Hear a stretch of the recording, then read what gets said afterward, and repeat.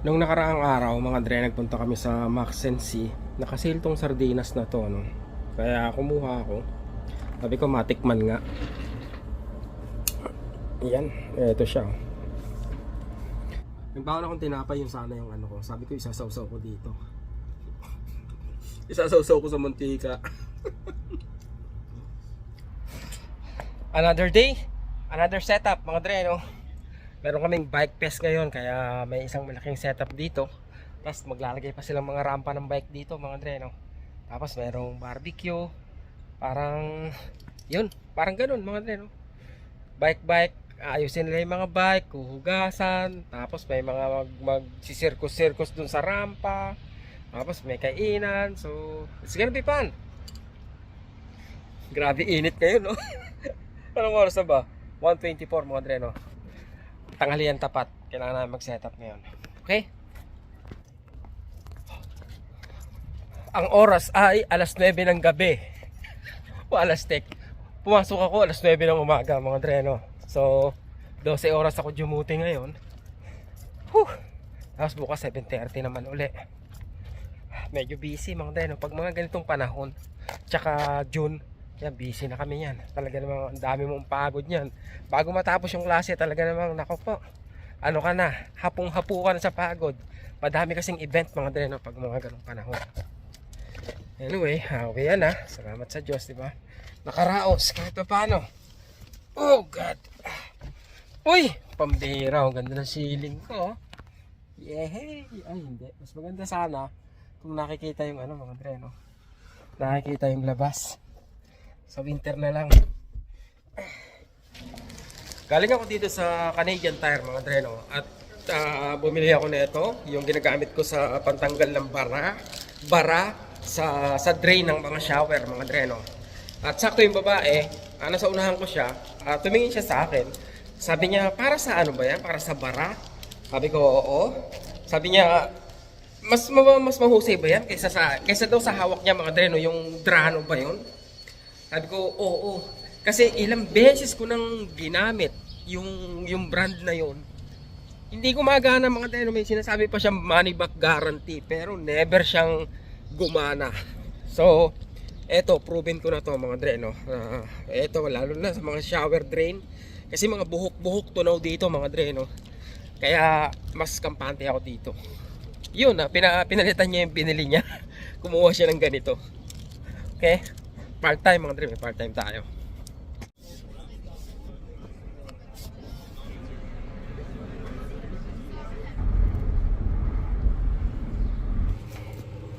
Barato.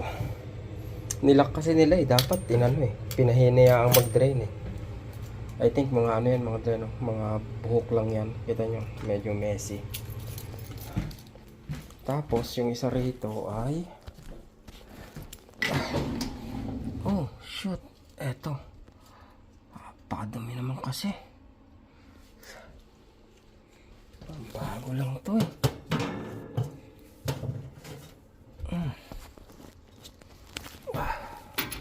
malalaman kung papalitan to, mga dreno. Minsan may ano lang to may eto nga ano to, sira. May sira.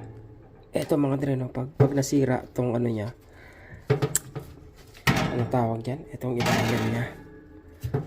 Isa yun Pag may mga putok yan, mga dreno, palitin na yan. I think eto putok na to. Ayan. Okay. Kaya pala, mga dreno. Yun nga, no? Putol na. Ayan, no? So, may nabibili na ito, mga dreno. May na-order na ito. Kaya, ayan. Ayan, no?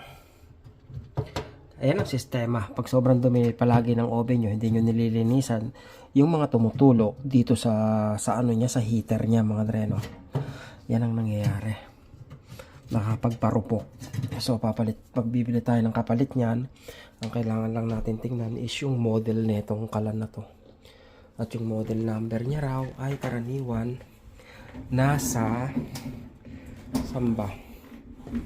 Wala Karaniwan, nandito lang yung sa gilid, mga dreno. Sa ganito dito sa taas. Wala rin. Anyway, yan ang bibiling ko, mga dreno. Yung kapalit niyan. Binuhusan ko na mga dre, no? Nakita nyo yung marka. Ayan, no? Ayan yun. Yung marka ng chemicals. Habang kausap ko si Airmat. Anong oras na? Ano na pala mga dre? 7:34 ng gabi. I think okay na naman, no? Wala na siya mga dre, no? Ganun siya ka-effective sa oven mga dre. Orderin ko na lang yung parts nun. Pagkatapos madali lang naman pagtanggal nun, hugutin mo lang yun eh.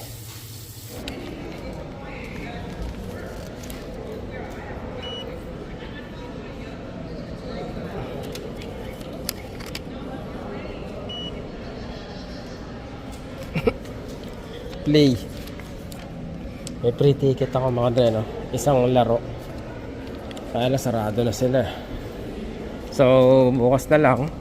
Sa ngayon, pick upin ko lang yung aking in-order na ulam mga dre, no? Umorder na ako ng salt and pepper na pork chop tsaka yung Cantonese chow mein. Pag nagpunta kayo dito mga dre sa sa Kamsing Coordinate. Yung mga dre, masarap yung Cantonese chow mein. Parang fried noodle siya. Tapos halo-halo yung sahog niya, merong hipon, may manok, may baka. Yung mga leftover nila galing sa gabi, yun yung pinasahog nila mga dre, no?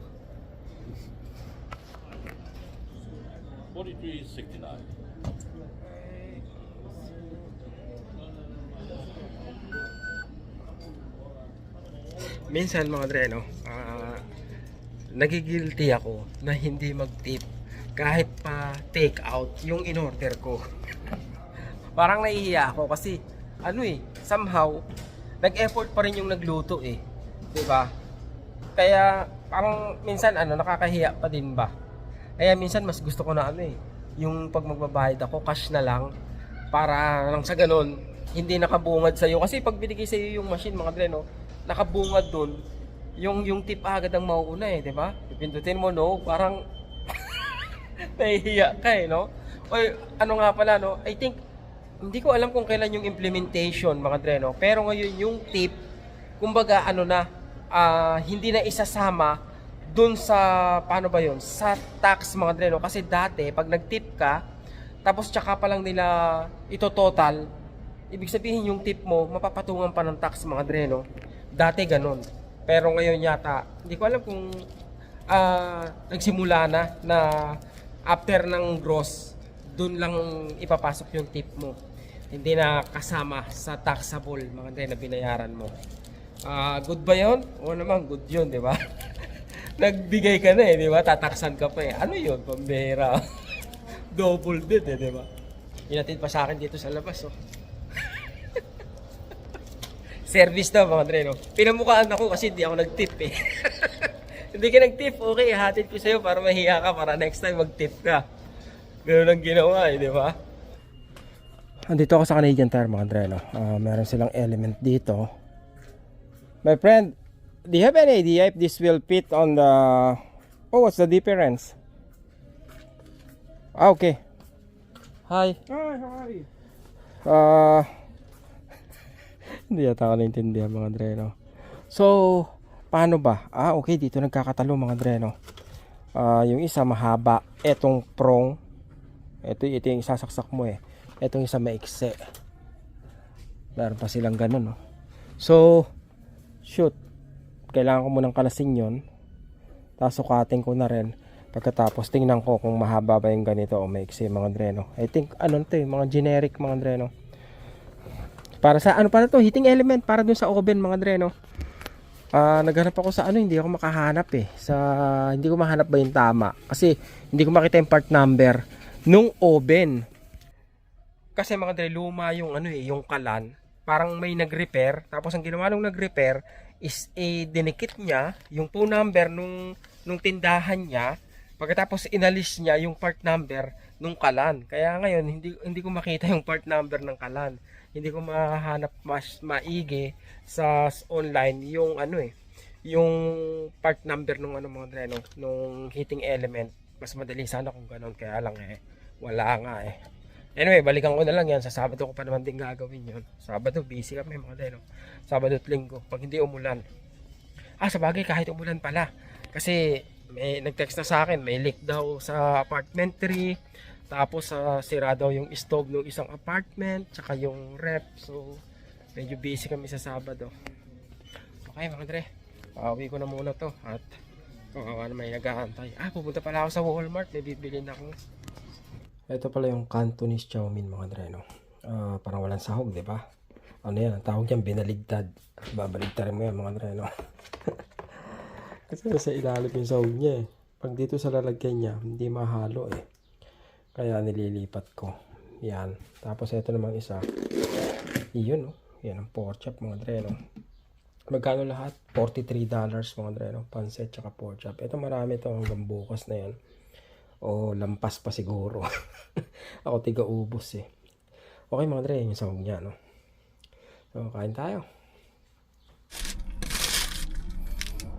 Breakfast at Tim Hortons.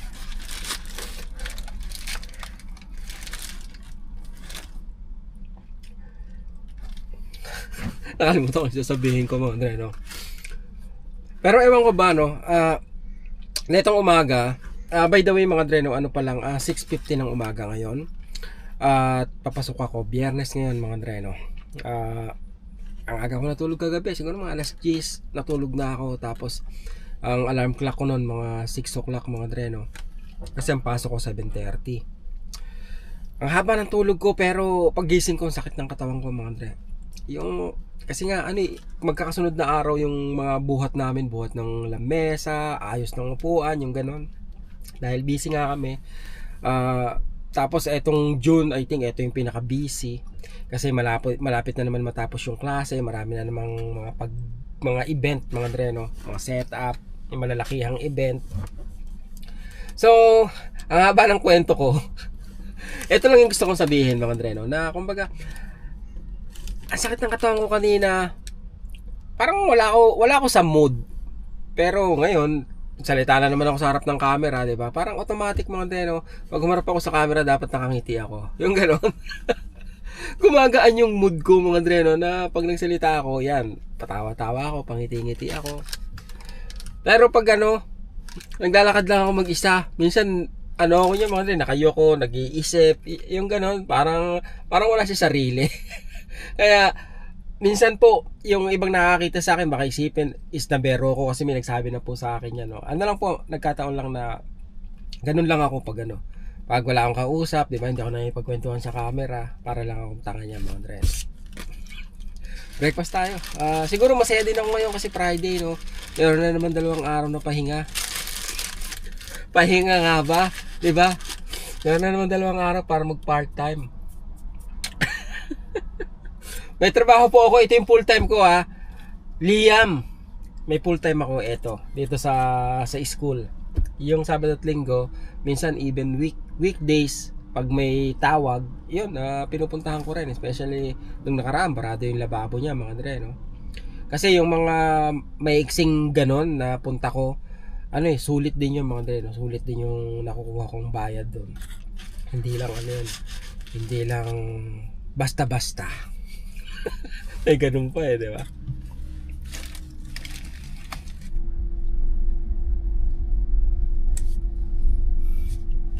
Yes! Tapos ang Friday mga Dre, no? Ilang trabaho pala, no? Kasi oras na? Alas 4 mga Dre, no? Alas 4 pasado. May mga nakikita ako mga Dre, no? Na kumbaga magba-back up sila, magpa-park sila, pero naka-hazard sila mga Dre, no? Back up na magpa-park tapos naka-hazard. Ngayon, ang sistema, hindi mo alam kung saan sila pupunta, kaliwa o kanan.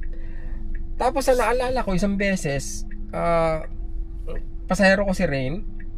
Kumbaga, ganun daw ang turo sa mga Dre, no? Paano ba sa Pilipinas, pagdating sa magpa-park ka ng pa-back up ka, parang naka-hazard ka mga Dre. Sabi ko, bakit ganun? Hindi mo hindi mo malalaman kung saan magpupunta yung paatras. 'Di ba? Parang ang gulo ka ako Kasi po dito sa Canada mga Dre, hindi naman itinuro yung ganun na magpa-parking ka o magba-back up ka, dapat naka-hazard ka. Kasi nga, yun? 'Di ba? Basically, ginagamit yung hazard kung may emergency ka sa sasakyan, kahit tumatakbo ka, naka-hazard ka, o kaya let's say stationary lang at yung nakahinto ka lang pansamantala, yung naka-hazard ka. Pero kung magpa-park ka, parang hindi naman ideal na na mag-hazard ka, 'di ba?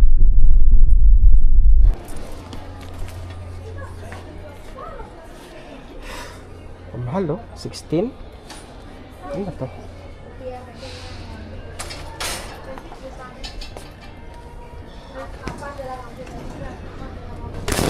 Buti nga nagkaroon na ito rito sa Canadian Tire, mga Andre, dito sa Canadian Tire sa amin kasi sa ibang Canadian Tire yata pwede kang mag-refill, mga Andre, may dala kang container, magre-refill ka, mas mura yun kaysa bumili ka ng silyadong ganyan.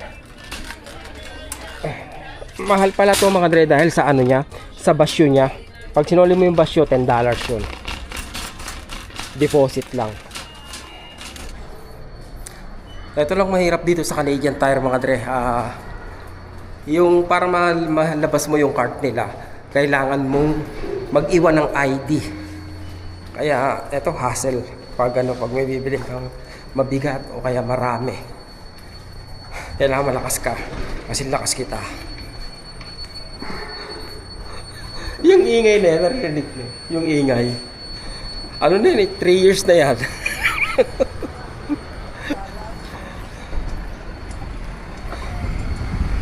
Babalik pa pala ako kasi bibili pa ako ng mga Andre. Bibili pa ako ng putin. Pero hindi na ako bibili ng biryani.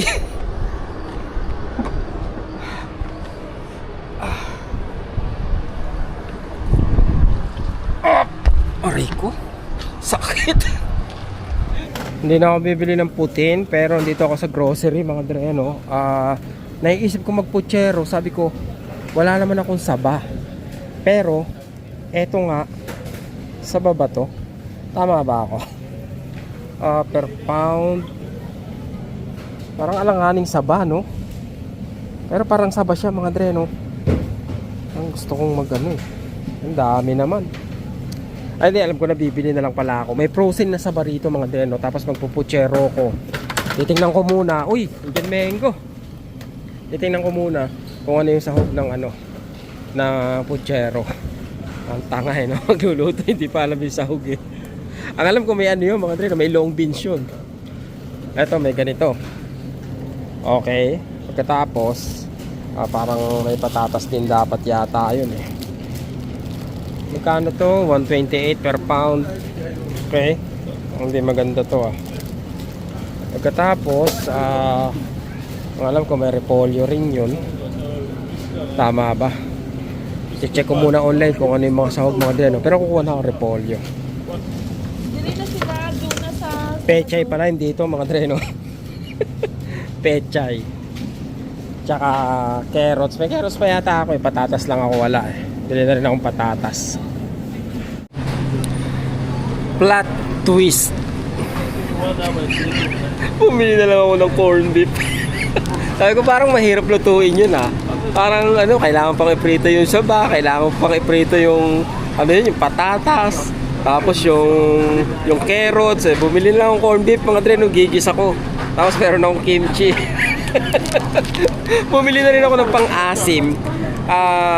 Kasi baka may panahog pa sa bahay. So, yun ang gagawin ko.